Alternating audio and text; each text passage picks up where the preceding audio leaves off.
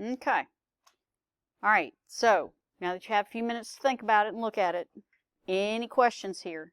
Are you seeing why, when they ask you about that $99,900, remember that's beginning retained earnings balance. When we get to the balance sheet, that's the calculated ending retained earnings balance. Okay, so don't miss that.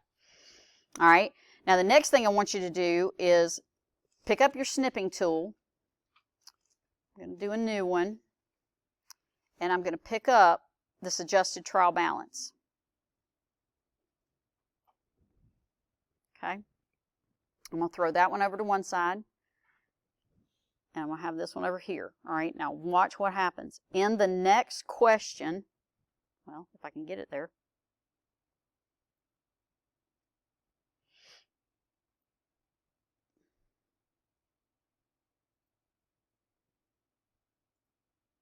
Come on, buddy. Hit next. There we go. All right. Hit next. And then it says record the closing entry.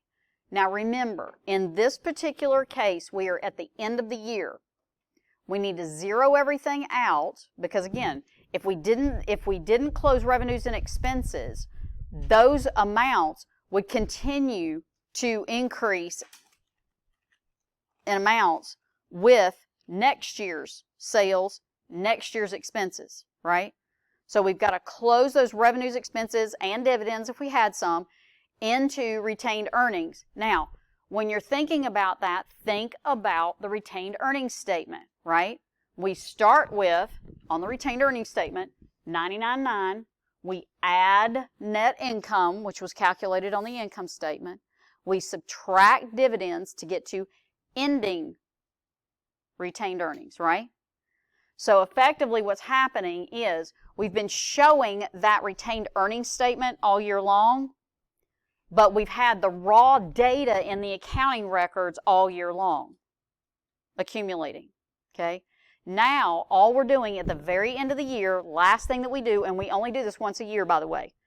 So the one thing that I don't technically like about this book is that they kind of act like this closing entry could happen every month. No, it only happens once a year, okay?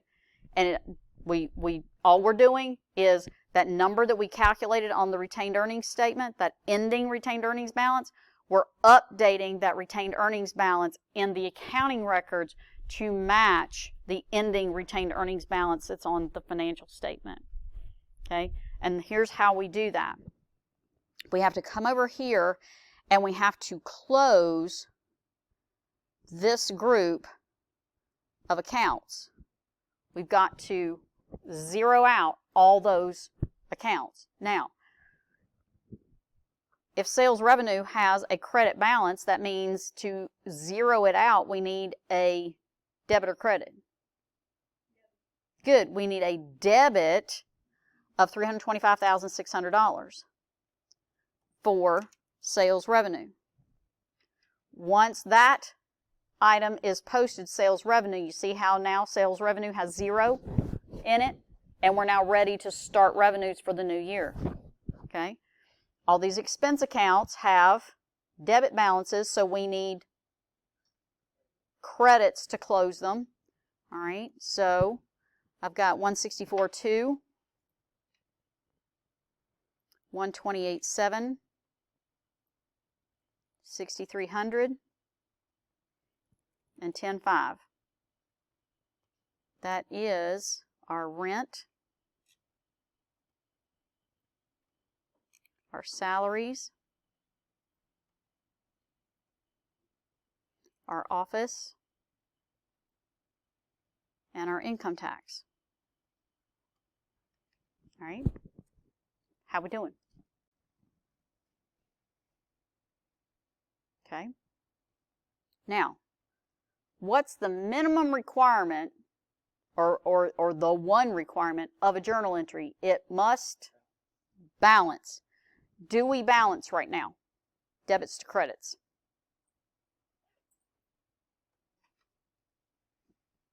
We do not, right? So if we've got 164.2 plus 128.7 plus 6,300 plus 10.5, we've got 309,700. Okay? Now, a couple of things to note there. Make sure that you add everything, when you've got all this data that you're trying to process, add it at least twice to make sure that you get back to the same number. Okay? So I'm going to go 164.2, 128.7, 6,300, and 10.5. 309,700. Same number that I got right here. Okay? So 309,700 should be our correct amount. If you get to get a different number the second time, now you got to add it a third time, and hopefully it now matches one of the first two numbers. Okay? So let's take the 309.7. Let's subtract that from the 325.6. Ooh, hang on. How about 309,700? We're going to subtract that from 325,600. There we go. We get 15,900. What is 15,900?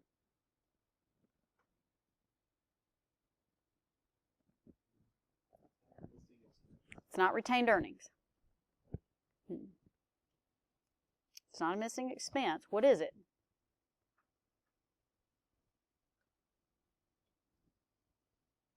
Revenues minus expenses equals, good, net income. You with me? So right now we've got 325.6 in revenues. Here's our total expenses right here. We've got a positive 15.9. That 15.9 is net income. So we need 15.9 in credits to balance debits to credits, and we send that 15.9 to what account? I think I hear it. Good, retained earnings, right? So now, effectively what we just did is think about how those financial statements flow from one to the other. We calculate the net income, we update that net income to retained earnings, and now we get a new retained earnings balance. That's effectively what we just did. So think statement of retained earnings. We just updated for net income. If we had dividends, we would do that in a second journal entry. Bless you. Okay? Any questions there? All right. Then, notice right here where it says prepare a post-closing trial balance. Now, a post-closing trial balance is effectively this unadjusted trial balance on the left updated with that journal entry that we just put together, which now means revenues and expenses are now all zeros, and that retained earnings number is updated by the 15.9, right? So the good thing on this one is we just have to put the accounts back in the same order. So cash, accounts receivable, supplies,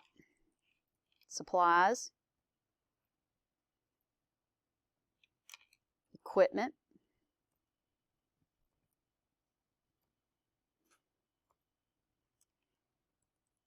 accumulated depreciation, accounts payable, notes payable, long term,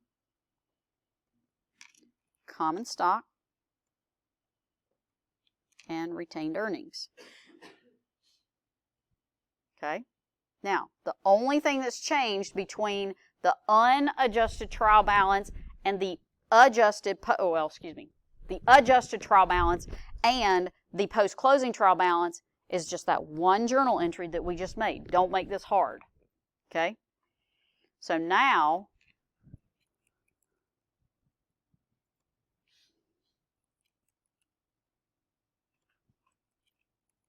All I'm doing is plugging the same numbers back in there for all those assets and liabilities.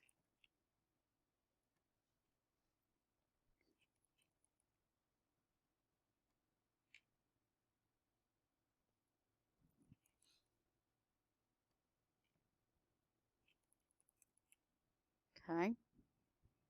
And that 15.9, now we're going to add to that 15.9, that 99.9 beginning retained earnings balance, and now we have an ending retained earnings balance of 115.8.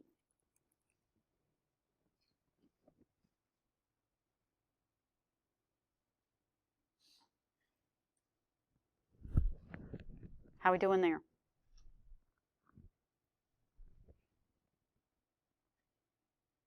Let's do a, for whatever reason, it won't let me go sideways here. I was going to let you see your little green check marks. How are we doing? At this point, we have closed out the entire accounting cycle for the year. And we're now ready to start a new year with all zeros in revenues, expenses, and dividends. And you remember, revenues, expenses, and dividends in the book were called what kind of accounts? In whole, you remember? Temporary accounts. You remember that? Hopefully that sounds familiar. How we doing? So now we're ready to start back again for the new year. Collect cash. What was it for? Pay out cash. What was it for? Bill customers. Record invoices from vendors. Make adjusting journal entries for the end of each month. Record more cash receipts. Record more cash disbursements. Bill customers. Record invoices from vendors. Okay? Now, I will tell you, the whole thing with, accounts payable clerks, accounts receivable clerks, let me just say that, we hear all this stuff about AI, right? Probably the one, well, let me say it this way. Probably the job that will go away the quickest as AI develops and becomes much more reliable in this arena is an accounts payable clerk. So, because remember that all you're doing as an accounts payable clerk is everybody is billing your business and you're just keying in invoices that they've billed. Okay?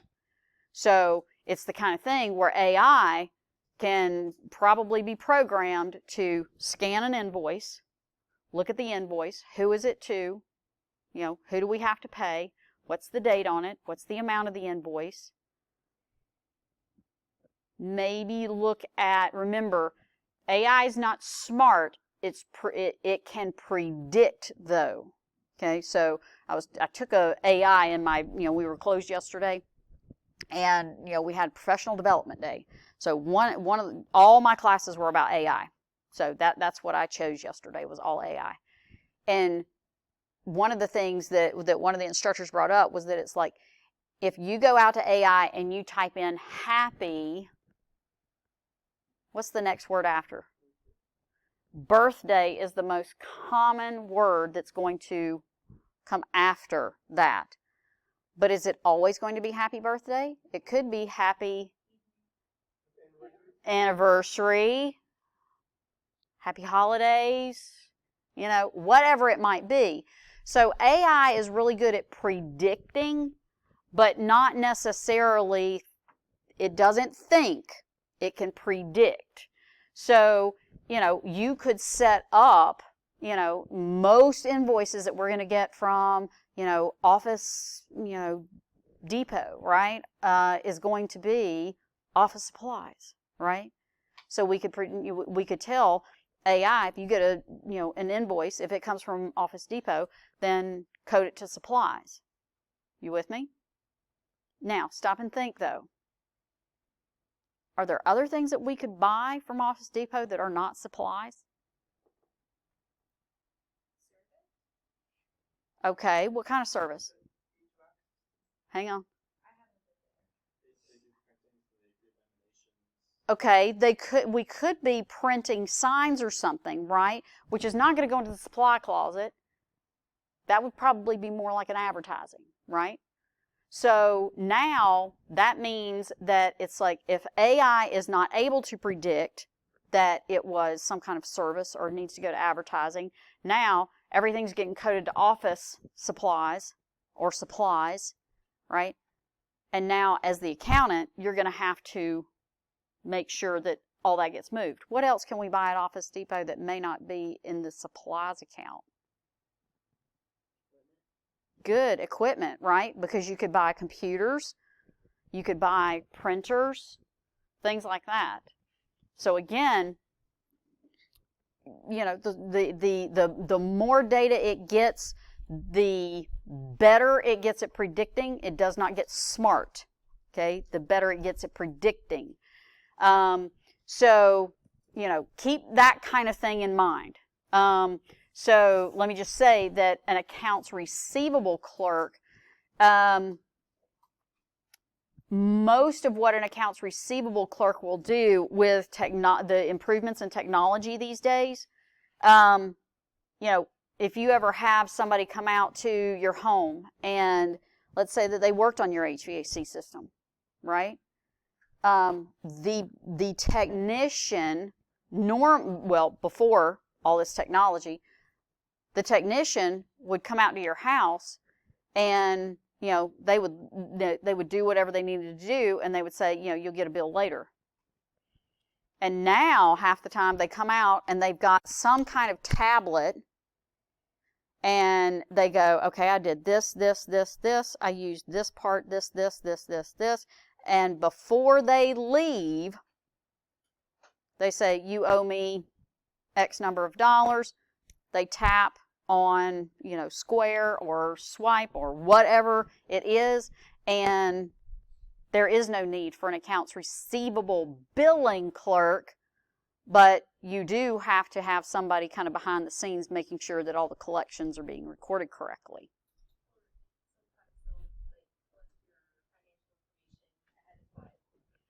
Yeah. They depending on, you know, where you are, who you're dealing with or whatever, they may actually require that you pay X number of dollars up front before they'll even make an appointment. Okay? So this whole thing with accounting, let me just say, they've been telling us that, you know, telling us accountants that, you know, our jobs are going away. It's like, nope, y'all aren't smart enough to make us go away. But we could, some of this lower end kind of data processing kind of things may go away. And somebody brought up the statement, I'm not going to get this exactly right, but it was something to the effect of your job isn't going to go away, it's just going to be done by a person who knows AI.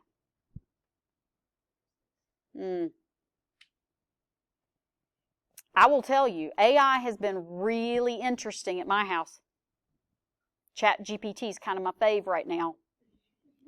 I'm not kidding, this is no joke, it helped me fix my HVAC system. We had been tracking down a problem with our HVAC system for years. And I cannot even begin to tell you how much money we threw at it. But on afternoons where our HVAC, where it would get above 95 degrees, right on cue at about 3 to 3:30 in the afternoon, our upstairs HVAC would kick off. Nobody could figure out what was wrong with it. I get into ChatGPT. I'm like, what the heck is going on? You have to know how to prompt it correctly. So I learned that. That takes practice. That's the biggest part of AI, is that you've got to practice on how to prompt it, because you'll prompt it certain ways and you're just like, what? That makes no sense at all. Okay, so you have to learn how to prompt it. So take some classes on AI to learn how to use it. But effectively, you know what the problem was? Many, many years ago, we planted a couple of bushes around our HVAC systems, and it was like at least 36 inches off the edge of the HVAC, but it just sort of, you know, hid those units just a little bit. And I went in there and it said, yeah, you need at least 2 feet around an HVAC unit. And I went, I went out there and I looked at those bushes and I went, those bushes look a little close. So I trimmed up the bushes on the inside and I lifted them off the ground by about 1 foot. Got all nice airflow and everything flowing through my HVAC units, and they've worked perfectly since. But nobody else came up with that idea. They were just going to let us throw money at it year after year after year. All out. Okay? So, there you go. All right. So, do we need to do anything else? Do we need to do more adjusting journal entries? So, keep in mind on adjusting journal entries, when you've got deferrals, right?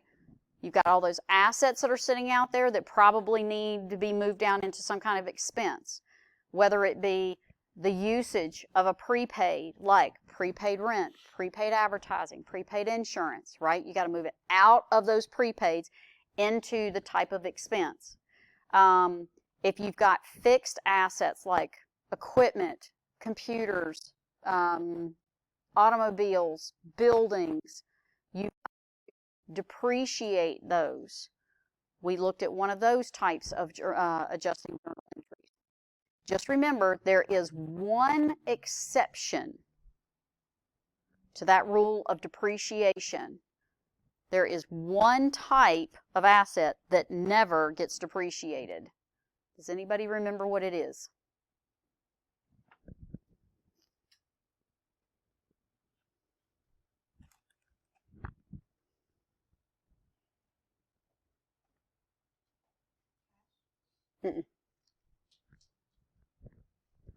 We'll look at adjusting journal entries to cash in Chapter 5. Nope, supplies are always going to be adjusted because we walked into the supply closet. There's $2,000 sitting out there in the account balance. There's $700 in the closet. And by the way, remember, somebody always wants to try this one.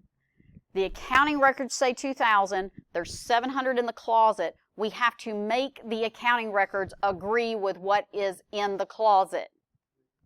We can't go in the opposite direction. Okay? Somebody always wants to try that one. No. It's like how are we going to create, $1,300 worth of supplies out of thin air? That doesn't work. Okay?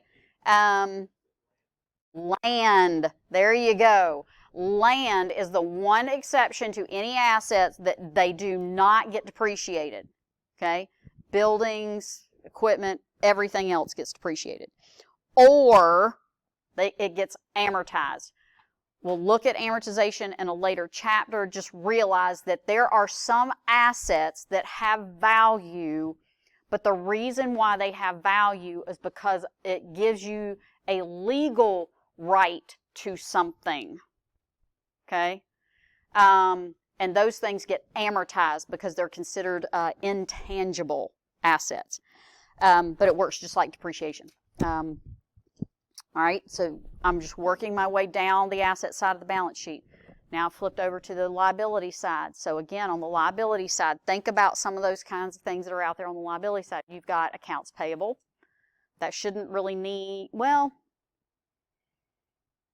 I take that back. Give me an example of an adjustment to, say, accounts payable.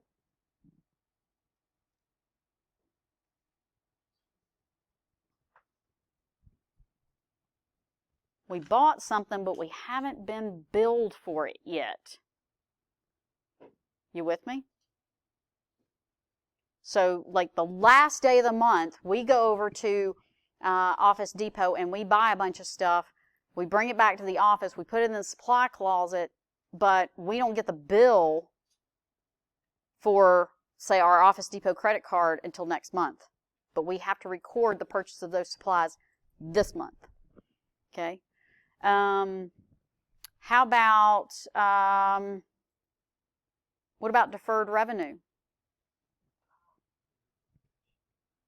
we would have to adjust deferred revenue, right?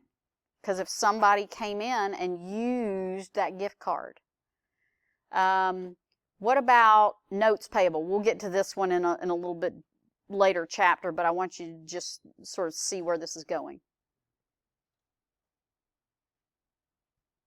Would the actual account notes payable ever need an adjustment?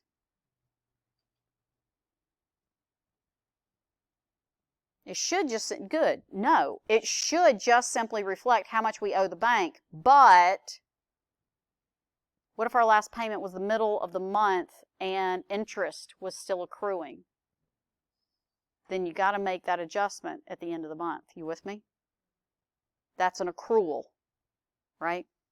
Every day that note's outstanding, we've got X number of dollars of interest expense.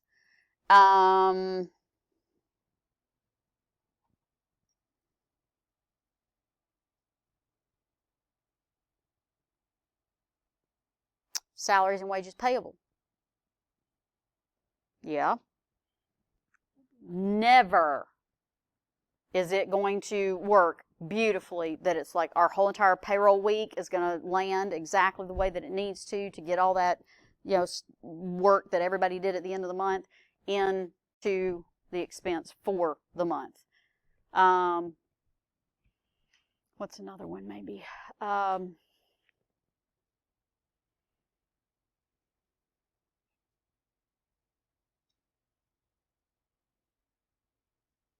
Can't think of any others on the liability side, but sorry about this. Pop back over to the asset side. How about accounts receivable? Would accounts receivable ever need an adjusting journal entry? Or it could. Can you think of an example of why accounts receivable might need an adjusting entry?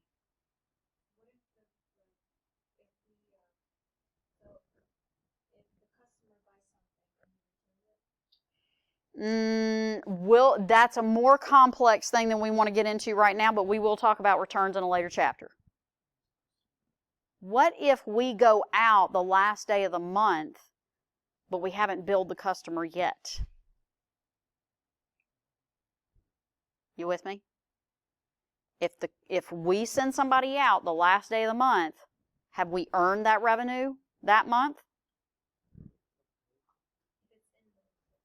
If it's in the month, yes. Remember, revenues are recorded when they are earned. So if we send somebody out the last day of the month, have we earned that revenue? Yes.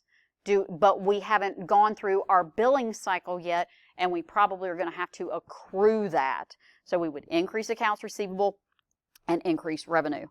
What else?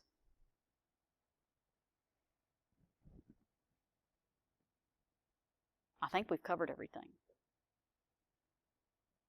So we've gone, so that's kind of the short session of it. Now, again, don't miss this. If you will go back to Brightspace, into content, I try to break this down for you in just like some nice little chunks, because the one thing that you guys, the one thing that makes this class hard, you want to call it hard, go down to Chapter 2, Resources, go back to the accounting cycle. So if you remember, right, we started on that accounting cycle. On a daily basis, we do 4 things in the accounting department. We collect cash. What was it for? We disperse cash. What was it for? We bill customers, right? That could be not only this journal entry right here could not only be a daily journal entry, but it could also be an adjusting journal entry at the end of the month, because we haven't actually done the billing for it yet, but we have earned it.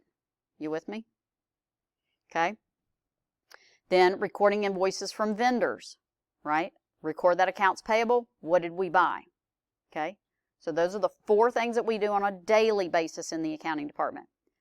Month-end journal entries, okay? We start with deferrals. So we're going to adjust balances and operating assets that have been used or sold. So something like prepaid asset or supplies. prepaid advertising, prepaid rent, prepaid insurance, supplies. All those are just hanging out there, just waiting for waiting for a month-end adjustment, right? We move it out of those prepaids into the proper expense. We'll look at inventory in Chapter 6, so let's skip that one for the moment. Depreciation. That adjusting journal entry is always going to be a debit to depreciation expense, credit to accumulated depreciation. Remember, accumulated depreciation is basically accumulated depreciation buildings, accumulated depreciation equipment, accumulated depreciation computers, okay?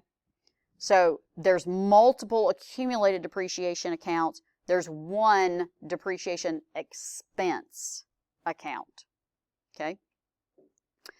Other things, if we've got an intangible asset that we need to allocate, again, we'll get into intangibles later.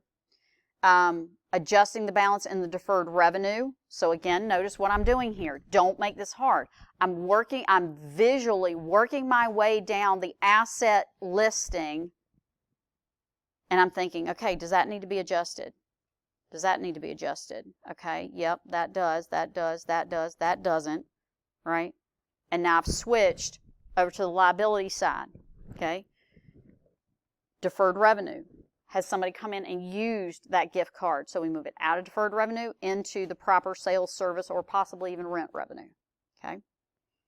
Then, so there's all the deferrals. So we're looking at the balance sheet, working our way down assets, working our way down liabilities. Then we have to back up and have to start thinking, okay, is there anything out there that has happened that we have not recorded yet? Okay, so again, did we buy something on account, and what was it? Was it an expense or was it some kind of asset? Did we have a loan outstanding? So if there was a note payable out there on that liability side of the balance sheet, we've got some kind of interest expense and interest payable going on. Because rarely are those payments going to be due on the very last day of the month. They're usually going to be due on the 5th, the 10th, the 15th, the 20th, 25th. And the rest of the month, we've accrued interest. Did everybody show up for work at the end of the month? Have we recorded that expense for everybody showing up for work? And then the very last journal entry that we do at the end of every month is income tax. We'll get into calculating. No, we did do we should do a calculation of income tax. I haven't done that one yet. That's in Chapter 4 as well. So those are all accrued expenses, okay? Then do we have any accrued revenues? Did we show up on the job and now we've earned that revenue, but we haven't billed for it yet, right? Notice that's the exact same journal entry as up above when we actually billed customers. Is there an amount that we loaned somebody else? So not only can we borrow from the bank, but we can loan to possibly an employee, or we could loan to a vendor, okay? And we're going to charge them interest on the opposite side of that transaction. So that's kind of a nice little short listing of all your month-end journal entries, okay? Then here's your year-end closing journal entries. We did this one down here. Now don't let this one freak you out, okay? And remember, you've got all this. Don't necessarily try to scrape this down, because you can come out here to Chapter 2, Resources, the accounting cycle, and just print this, okay? But just notice what I'm doing here. I've got retained earnings in here twice. 99.9% of the time, retained earnings, when we're closing revenues and expenses, we should get an increase to retained earnings, because that means it's net income. There could possibly be some months or some years, God forbid, that you don't have net income, you have a net loss. If that is the case, then the retained earnings gets a debit, reducing retained earnings by the amount of the net loss, okay? And then we close out dividends. Dividends get closed out by themselves for one reason. If we close out revenues and expenses together, the adjustment to retained earnings agrees back to the income statement. That gives us a check figure. Then we close dividends by themselves, which is always going to reduce retained earnings. How we doing? Okay. Hang on one second. Let me find. Okay, so let's talk about income tax. So remember, the big thing about income tax is this.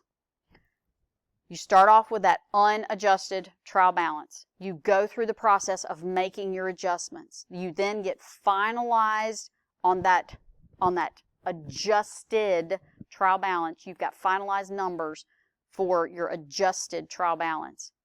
At that point, the one last thing that you have to do, add revenues, subtract all the other expenses other than tax, and then figure out what your tax needs to be. Okay, I think it's pretty self-explanatory in the book. They walk you through that whole entire process, so don't miss that one in there. Okay, how we doing? Can you see what's happening? So I'm hoping more than anything is that when you're out and about and you're interacting with these companies and things that you've never really thought about some of this stuff before. Ta-da!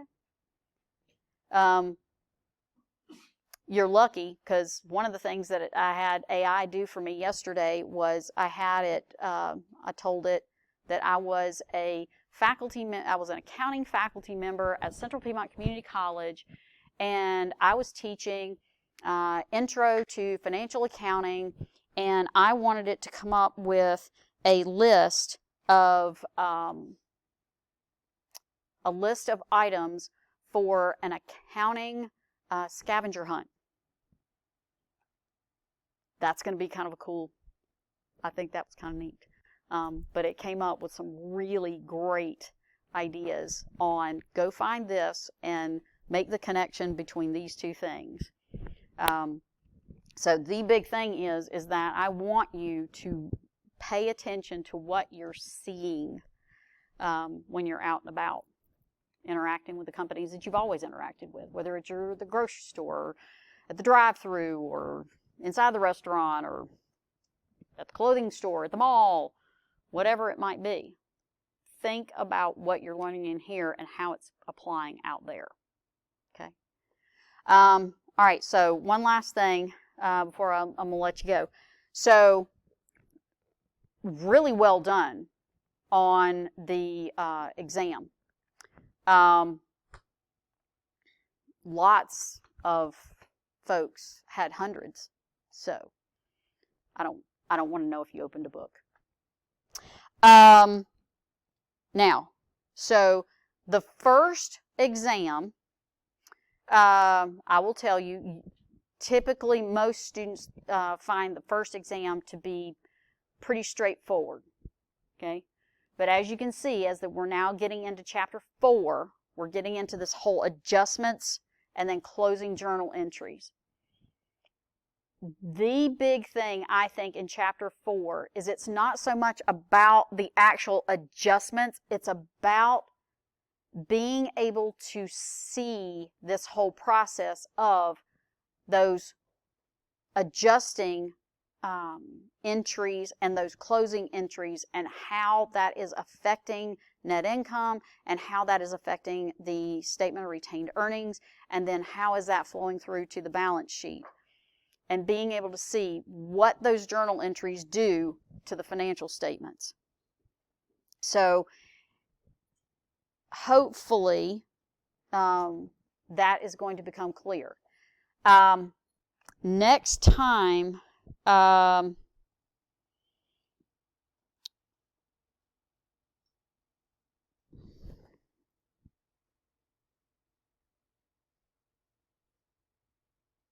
actually, give me 5 minutes. Because the one thing that I do want you to see, for those of you, so some of you have already started.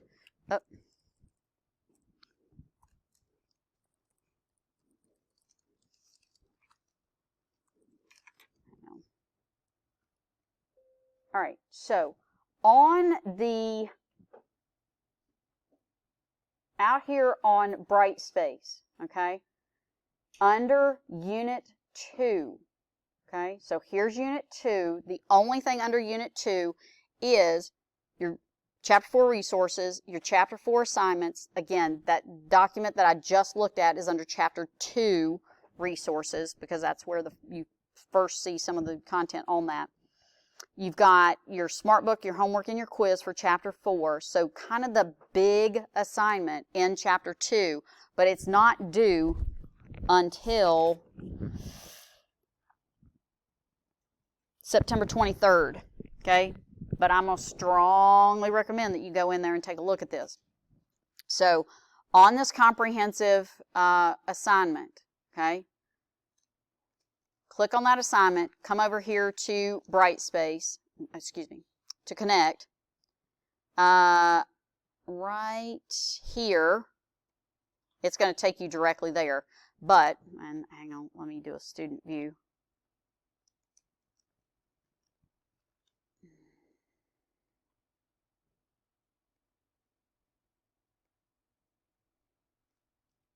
Okay, so again, you've got 3 attempts, but just remember, when you go into this attempt, notice up here it says check my work.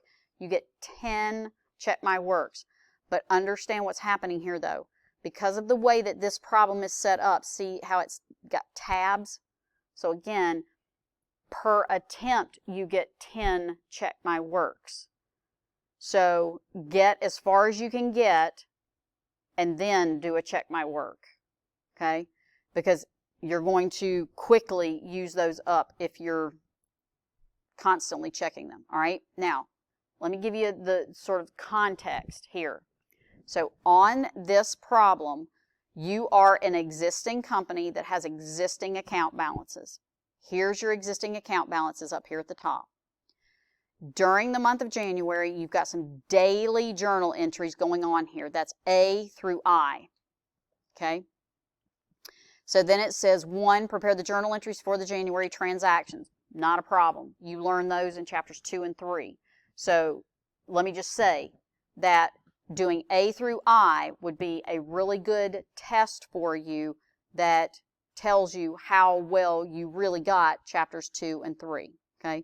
You shouldn't have any issues on them, especially since y'all did so well on the exam.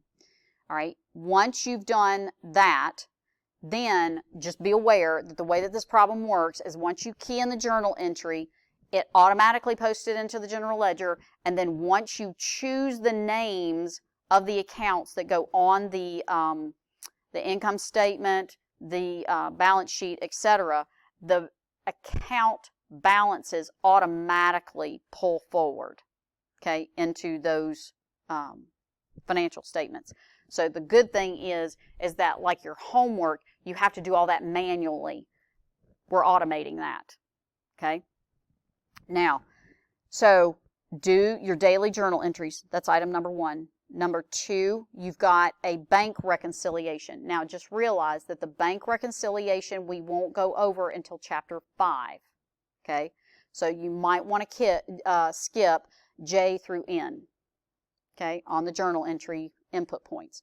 But you could do part 3 now that we're in chapter 4. So part 3 is month-end adjusting journal entries, okay? Then you've got review the adjusted trial balance, prepare the income statement, prepare a bank reconciliation. So part 6 goes with part 2. Don't miss that. Work those 2 together.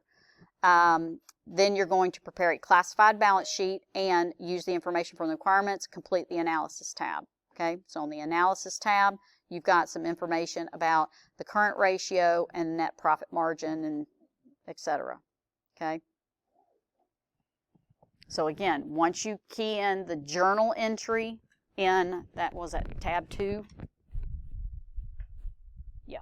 Once you key in the journal entries into tab 2, right here, it's going to update the general ledger and it's going to update the trial balance. So let me just tell you, be careful, because this is sort of a new process for you. You don't want to key in half of a journal entry,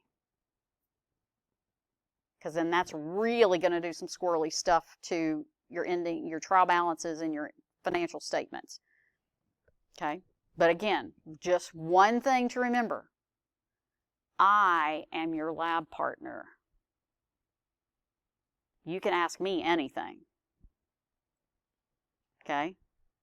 But I don't, so everything is algorithmic. Nobody's numbers are going to be the same. Warning, warning, warning. Okay? So just make sure that if you got any questions, ask. Come see me. All right? How we doing? All right. Have a good one.